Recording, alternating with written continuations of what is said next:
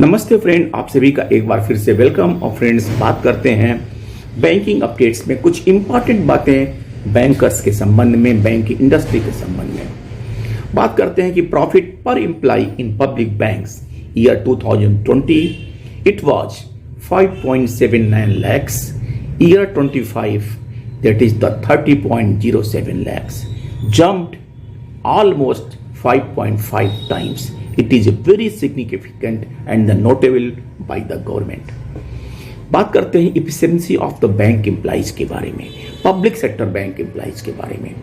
तो public sector employees की अगर हम इफिकेसी की बात करते हैं, इफिशिएंसी की बात करते हैं, तो public banks 82.8%, while private bank 79.6% and the foreign banks 78.2%। यानी कि इफिशिएंसी के मामले में पब्लिक सेक्टर बैंक के एम्प्लॉइज ऑन द टॉप। उसके बाद एक बात आती है कि PSP are doing fine on efficiency but need to improve customer experience. Customer service के बारे में अभी पब्लिक सेक्टर बैंक थोड़ा पीछे चल रहे हैं, लेकिन उसका सबसे बड़ा रीजन है not adequate recruitment. Union recruitment की बात करती है, लेकिन कुछ भी आगे करा नहीं पाती है, क्योंकि जो वैकेंसी साल बाई साल, ईयर बाई ईयर आता है, वो घट के आता है। जो हमारी रिक्वायरमेंट है, जो प्रॉपर स्ट्रेंथ है, वो हम पूरा नहीं करते हैं, तो कहीं ना कहीं स्टाफ कस्टमर सर्विस में थोड़ी बहुत लैकुना आती ही है।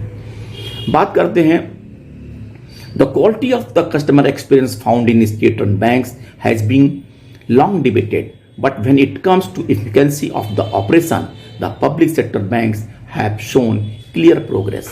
Let's look at the some numbers in जो हमने ऊपर आपको डाटा दिया है।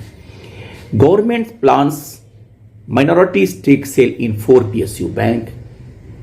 जैसा कि आपने जानते होंगे, the Securities and Exchange Board of India (SEBI) requires listed companies to maintain a 25% public shareholding, but has exempted government-owned firms from meeting these norms till August 26। और जिन बैंकों में सरकार की जो शेयर हैं, जो उनका वो ज़्यादा होने के कारण ये बैंकों में उस शेयर को कम करने के लिए शेयर होल्डिंग को सेल करना पड़ेगा। The finance ministry is likely to seek approval of the federal cabinet in the coming months to dilute the stake in central bank of India, Indian overseas bank, UCO bank and Punjab and Sind bank. The Indian government owns more than 93% in central bank of India, 96.4% in Indian Overseas Bank, 95.4% in UCO Bank, and 98.3% in Punjab and Sindh Bank.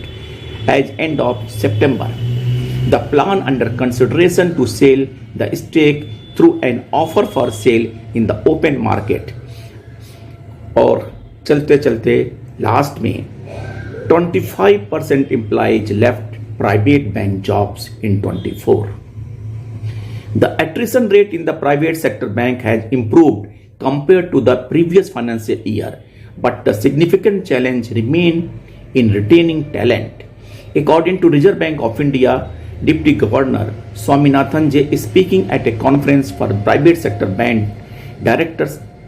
He emphasized that the average attrition rate in private bank stood at 25% in financial year 24, with some banks witnessing even higher rates over the last 3 years. Thank you friends, banking updates में इतना ही, फिर मिलते हैं, नमस्ते।